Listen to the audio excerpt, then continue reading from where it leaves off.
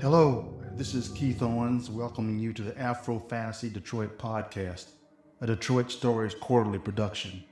Today I will be reading you The Egg Part 8, and I hope you enjoy it. November 21st, 2036, 9:45 a.m. Birds, Mommy. Birds outside. Huh? Nah, baby, no birds. All the birds are gone. But maybe one day'll... Birds outside.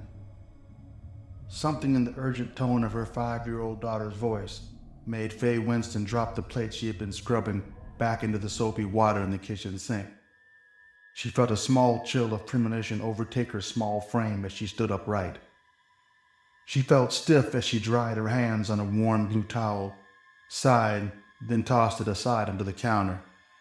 She fixed her face into a comforting smile before turning to look at Simona, her little chocolate heart, who was standing beside the breakfast table pointing toward the glass sliding doors that framed the backyard porch.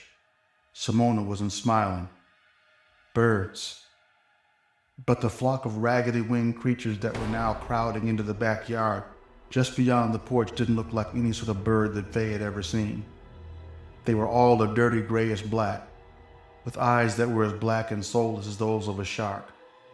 Measuring a head taller than Simona, their deformed bodies were semi-transparent, flickering erratically in and out of being like a broken electric sign.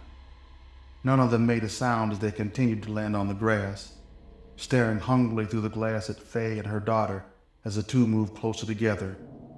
But then, Simona did a funny thing. Well, that's it for today.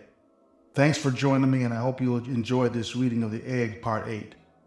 I hope you'll join me again next week for Part 9 of The Egg.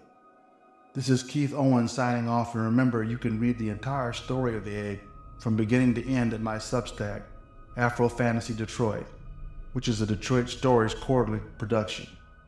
Feel free to visit our Detroit Stories quarterly website at DetroitStoriesQuarterly.com, where you can catch up on all of our Detroit Stories quarterly magazine issues. See you next week.